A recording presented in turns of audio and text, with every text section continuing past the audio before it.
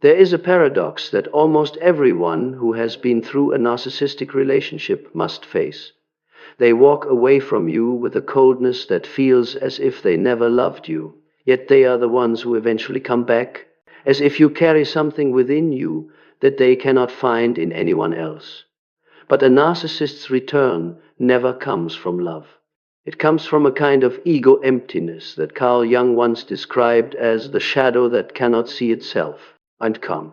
In this relationship, you were not just a lover, you were the mirror reflecting back the parts of themselves they never wanted to see, their weakness, their insecurity, their primal wounds.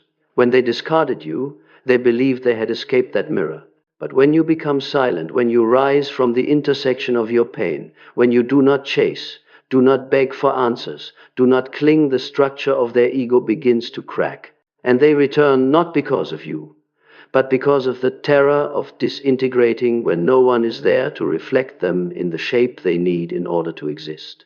From a depth psychology perspective, their return is a desperate attempt to reclaim the central seat inside your inner world, where they were once fed by your reactions, your unconditional empathy, your belief that they could change.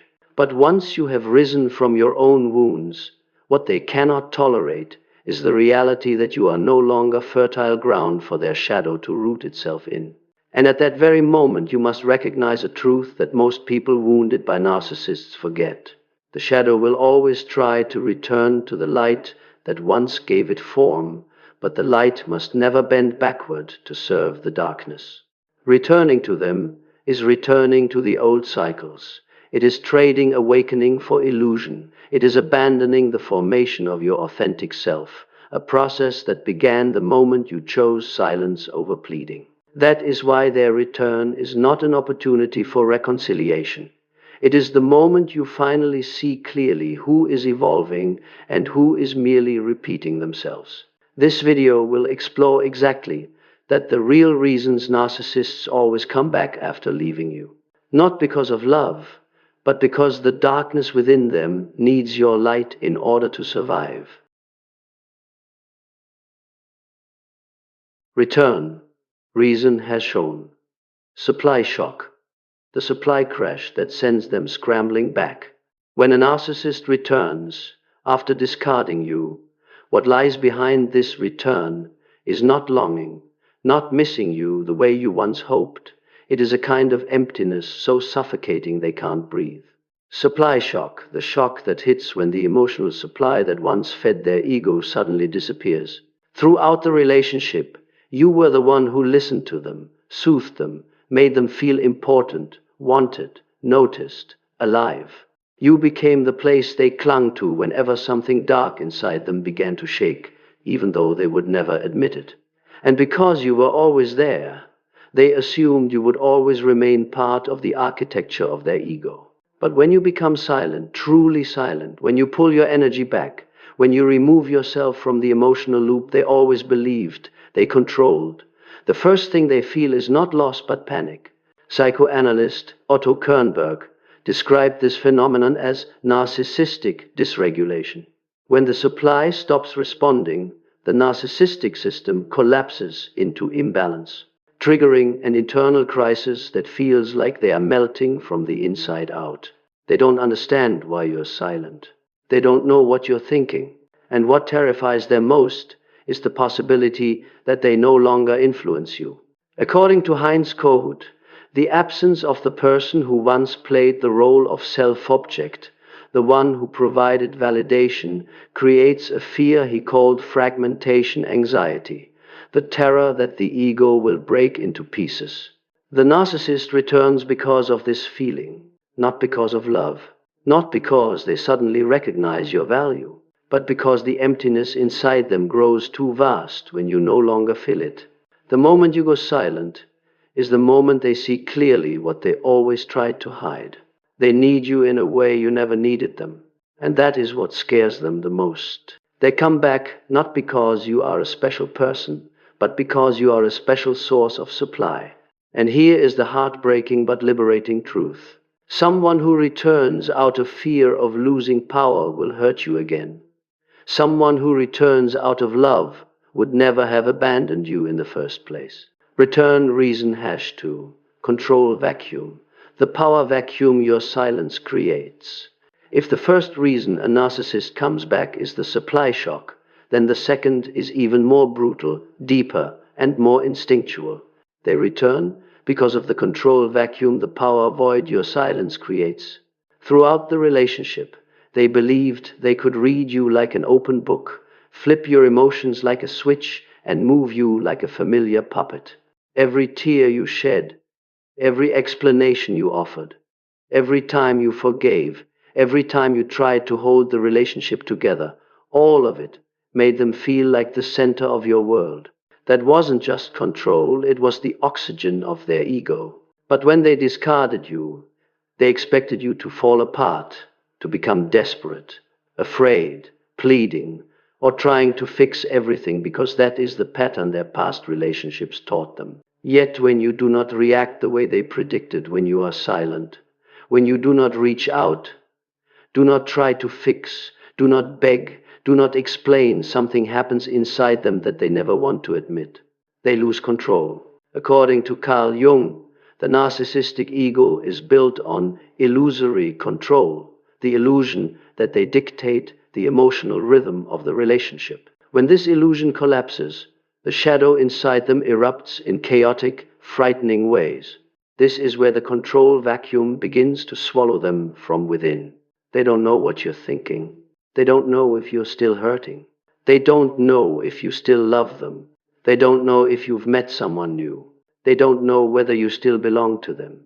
This not knowing is a threat to the ego, far bigger than losing you. A person can be lost, but power must never be lost. And when their power over you slips away, they are forced to return to check whether they still hold a place inside your mind. Polyvagal theory founder Stephen Porges explains that people with poor emotional regulation enter a neuro-survival spiral when they feel they are losing dominance in a relationship. For narcissists, losing control over you triggers this spiral, activating fight or flight. So they come back not to love you, but to reclaim the throne, to recapture the feeling they once had when you hurt because of them or reacted the way they wanted. Similarly, Dr. Lundy Bancroft's research on psychological abusers shows narcissists don't fear losing you.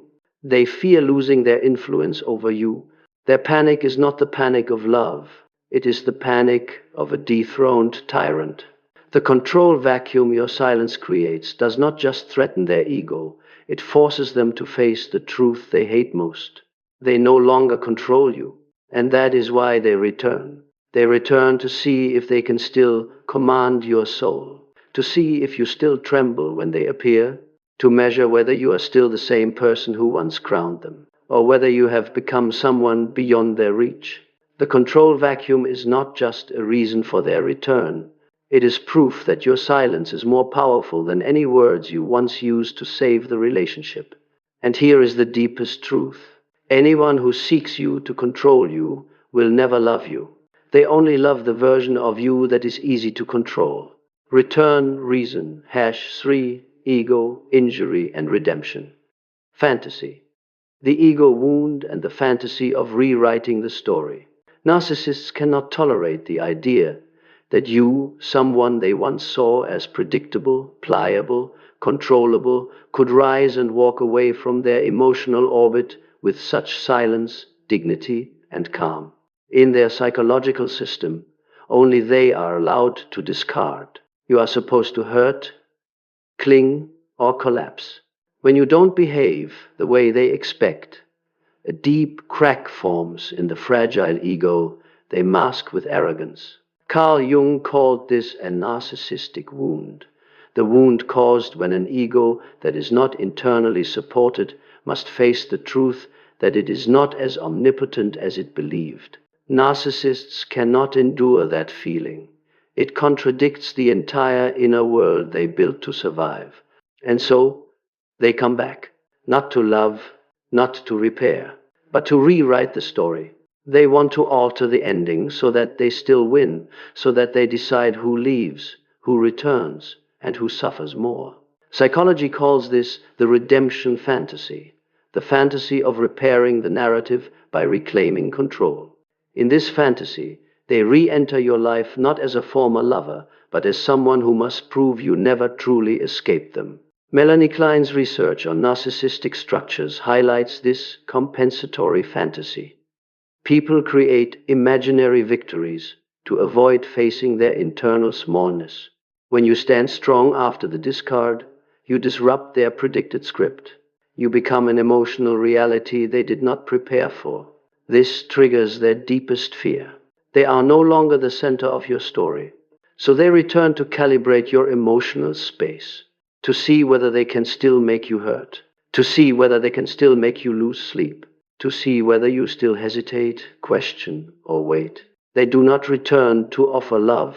They return to measure their impact. Dr. Ramani Durvasula explains that narcissists have an obsessive need for ego restoration whenever their ego is injured. Your calm departure, no tears, no messages, no reaction, is a direct strike to their belief that they are untouchable. They realize they no longer hold the place they thought they owned inside your heart, and that is something they cannot tolerate. Their return is not an apology. It is an attempt to reclaim authorship of a story they believe they own. They need your reaction. They need your uncertainty.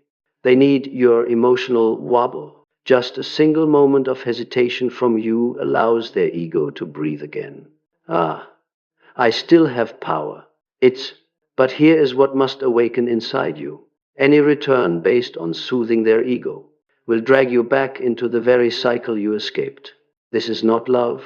This is a desperate attempt to erase the truth. You rose, and they remained the same. Return reason #4, Triangulation Tool, when they use you as an emotional card to reinforce their power. The fourth reason a narcissist comes back after the discard has nothing to do with love or remorse. It has everything to do with a power strategy they've used their entire life. Triangulation, creating emotional triangles to keep the upper hand. When they left you, it was usually because they had already found another source of supply, a new piece they believed would give them a stronger hit of excitement and power. But what they never really anticipate is this: new supply is always limited. The new person doesn't react the way you did. The new person doesn't tolerate the same level of chaos you once accepted. The new person doesn't cling to them the way they expected.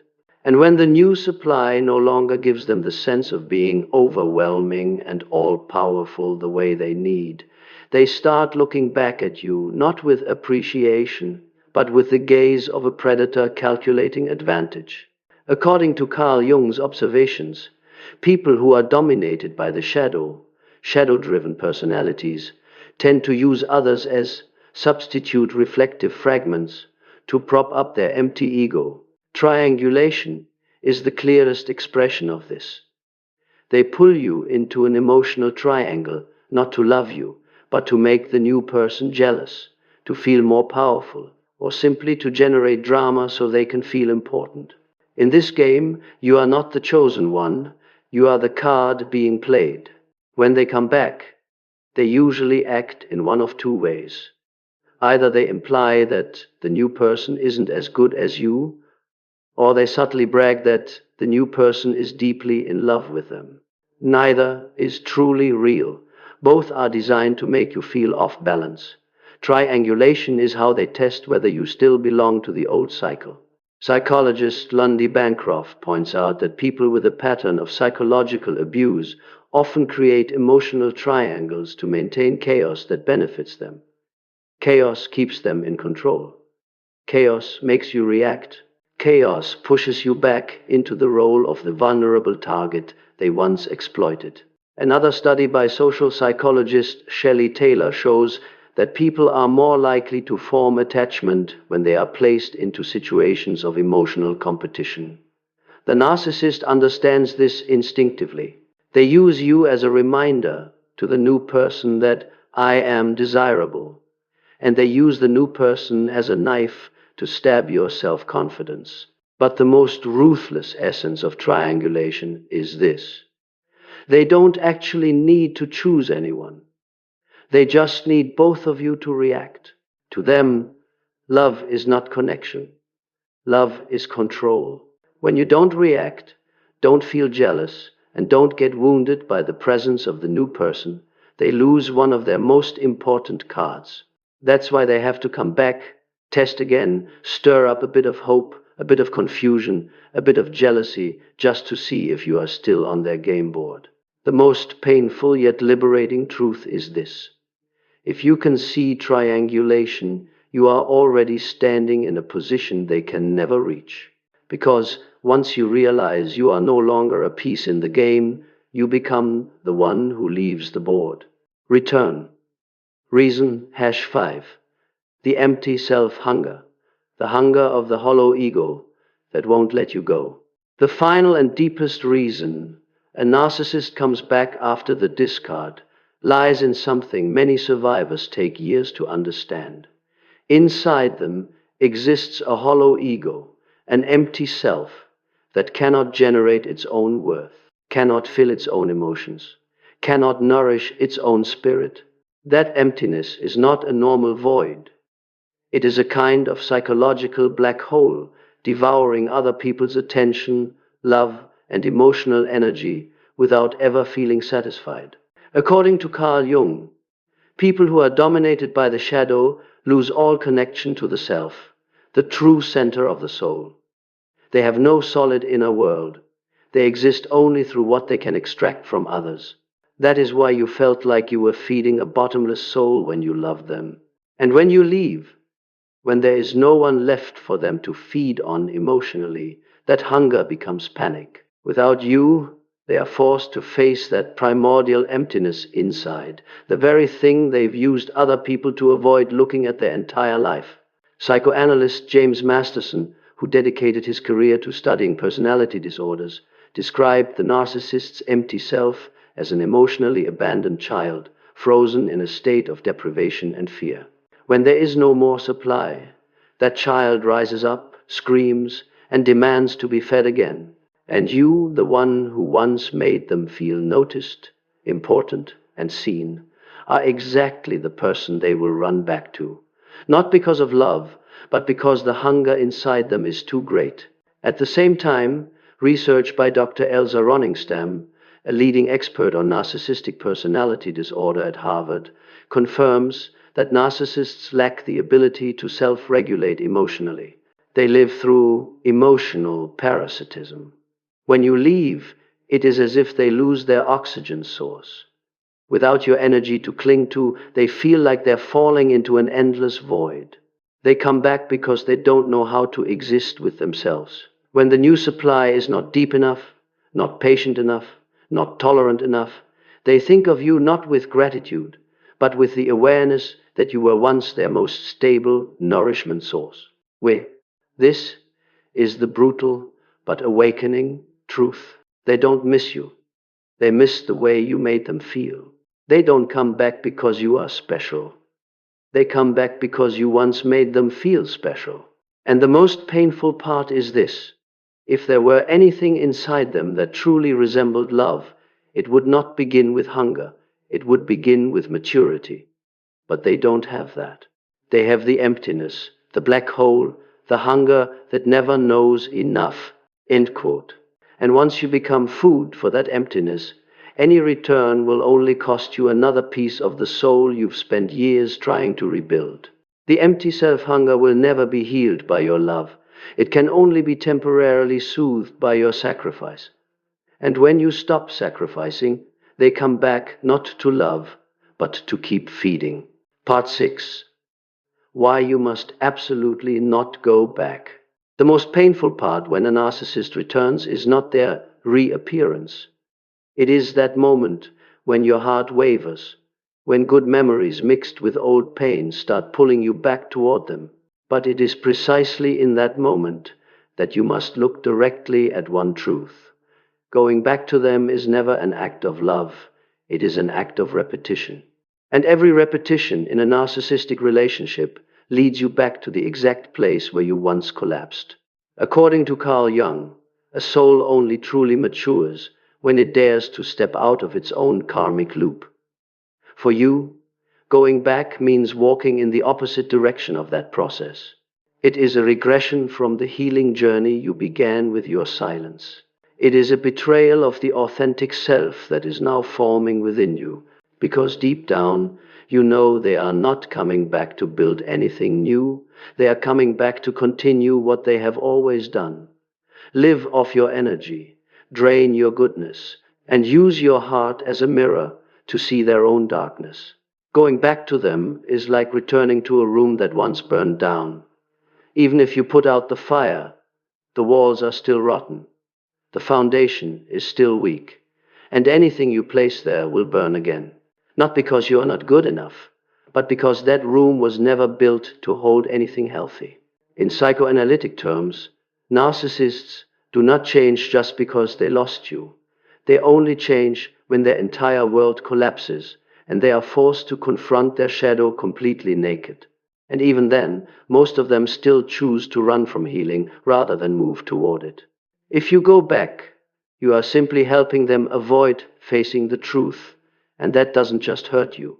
It prolongs the distortion in their own soul. Returning to them also means rejecting your own evolution. When you walked away, when you chose silence, when you began to recover, you were not just leaving an old relationship. You were leaving an old version of yourself, the version that tolerated disrespect, that tried to heal someone who did not want to be healed, that used love to fill someone else's emptiness while abandoning your own needs. If you go back, you will have to abandon the new, powerful version of you that is emerging. You will have to return to your old role, the one who endures, who sacrifices, who gets drained to exhaustion. And the most dangerous part is this: you will wound your own self-respect all over again. Jung said, "A person does not fall into the same hole twice if they have learned the lesson." Going back to a narcissist means you still do not trust your own lesson. You go back with your heart, but the heart cannot lead in a universe built on illusion. You have already begun to become someone with energetic sovereignty, someone who knows how to use silence to protect their soul, someone who dares to step out of another person's shadow. Going back will erase all of that. And finally, you must absolutely not go back for one simple but powerful reason. A person who truly loves you will never turn you into the instrument of their sense of power. A person who truly loves you will not come to you driven by fear, but by maturity. A person who truly loves you will not abandon you first, then come back to see whether you still hurt because of them. You do not belong to the old loop. You belong to a new journey, a journey where your heart is loved without having to trade itself for destruction, a journey where you no longer have to fight for love, but get to live inside love, a journey where your light is no longer fuel for someone else's darkness, but the lamp that clearly illuminates the path beneath your own feet. Part 7. Your Awakening. From the one being pulled to the one defining the game. The most important moment in this entire journey is not when they leave, and not even when they come back. It is the moment you realize that you no longer move according to their orbit. Your awakening does not happen in screaming, nor in tears. It happens in silence. A silence so deep that even they, those who always believed they knew the exact rhythm of your heart, can no longer read you. When you begin to look at this relationship with the eyes of someone who has gone through the wound and risen from the ruins, you realize that you are no longer playing the role of the one being pulled along. You are no longer chasing them, no longer trying to explain, no longer laying your heart bare for them to torment. And from that moment on, you become the one who defines the game. According to Carl Jung, a soul only becomes strong when it stops reacting to the darkness outside and turns inward to the place where the self, the true center, begins to awaken. Jung calls this the shift from persona to self. The moment you stop living according to what others want and start living according to what your soul needs. In the past, you reacted to every word they said, every cold withdrawal, every disappearance. Each one of their actions could drag you into an endless emotional whirlwind. But once you awaken, That whirlwind loses its power. They show up, you observe, they disappear, you remain still. They try to stir up memories, feelings, dependency, you are no longer moved. This terrifies them in a way they cannot understand, because you are no longer the version of yourself they once manipulated. Psychologist Carl Rogers once said, "When you no longer fear losing someone, you become impossible to control." And that is exactly who you are now. You are no longer afraid of losing them, because you understand that the only thing you can truly lose is yourself, and you have chosen not to lose yourself ever again. This awakening not only changes how you face them, it changes how you see your entire life. You begin to recognize the value of peace, the value of conscious choice, the value of not letting anyone define you. You become someone who understands their own boundaries, and those boundaries are no longer soft like water, but clear like metal forged through pain.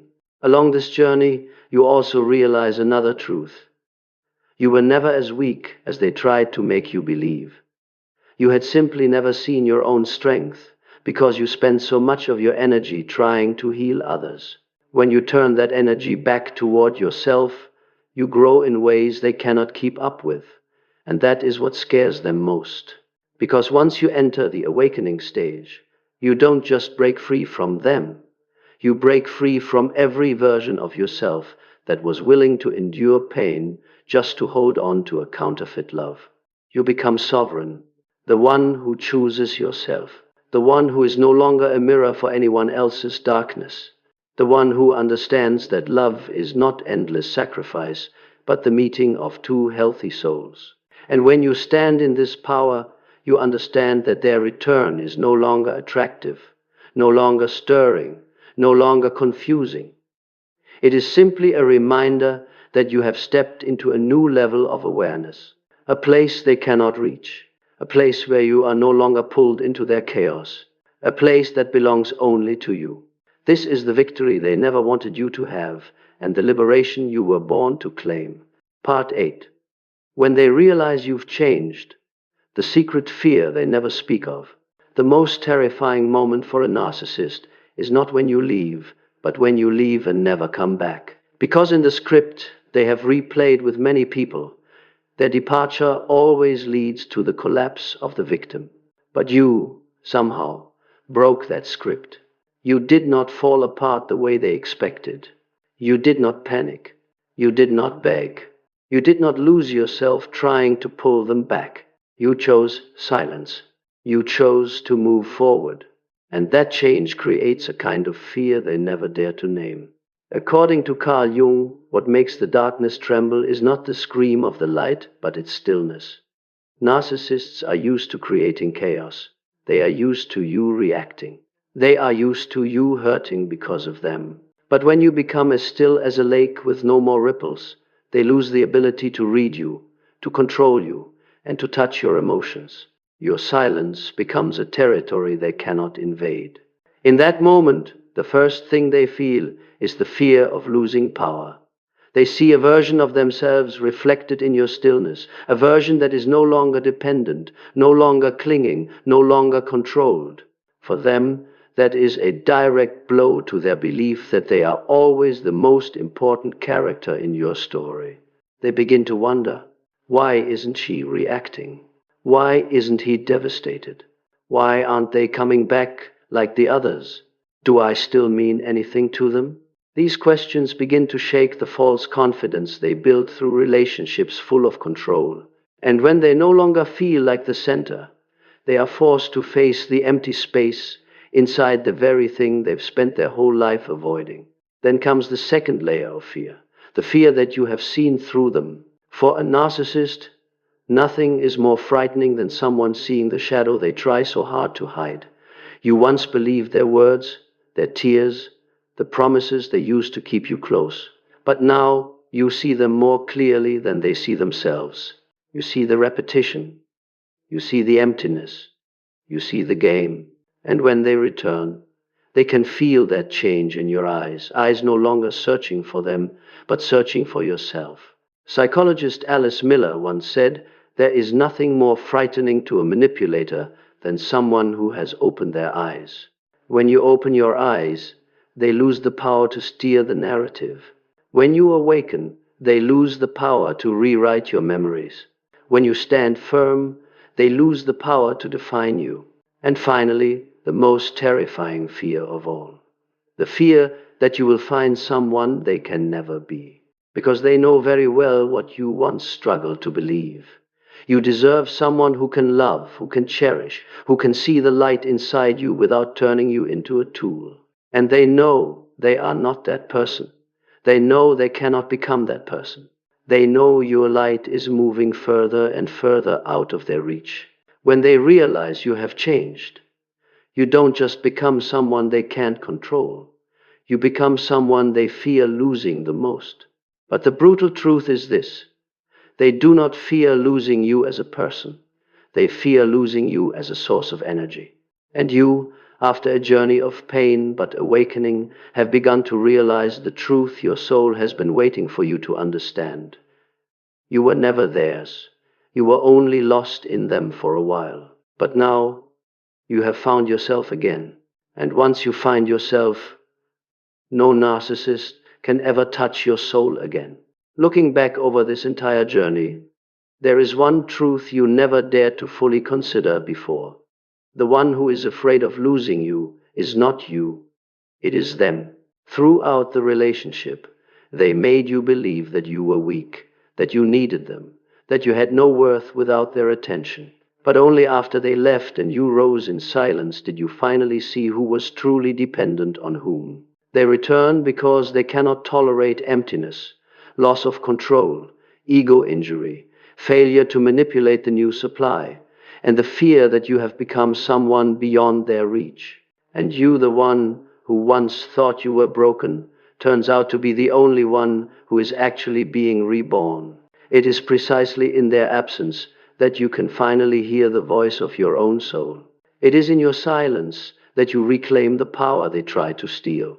It is in your rising that you see clearly the light they always envied but could never live without. Carl Jung once said, "There is no coming to consciousness without pain." And indeed, it is the very wounds they caused that became the doorway to your awakening. A journey you could never start if you were still clinging to them, still believing that love can save someone who does not want to save themselves. You are not the one they discarded. You are the one who stepped out of the loop. You are not the one who failed at love. You are the one who passed a spiritual test that not everyone has the courage to face. You are not unworthy. You simply loved the wrong person. The right person will not arrive through storms of chaos. They will come when you no longer use pain as the compass for your heart. The moment you dare to close the old door is the moment the universe opens a new one. So when they come back, when they knock, when they say the words you once dreamed of hearing, remember this: they are coming back out of fear, while you walked away out of love for yourself. Their return is not a sign of destiny. It is the final test of whether you have truly awakened. You have spent long enough trying to save someone who was never yours to save. Now it is time to spend the rest of your life building a reality worthy of the light inside you. If you are standing at the end of this journey, step forward. Do not look back. Do not waver. Do not reopen the door that once shattered you. The future ahead is not for souls who return to the darkness. It is for hearts brave enough to walk into their own light. And if you want to continue this awakening journey to understand more deeply about psychology, energy, healing, and inner sovereignty, subscribe to the channel so you don't miss any videos. Let this journey be not only your story, but also an inspiration for those who are still trying to escape the vortex of darkness. You are no longer the one being chosen by those who hurt you. Now you are the one who chooses, and you choose freedom.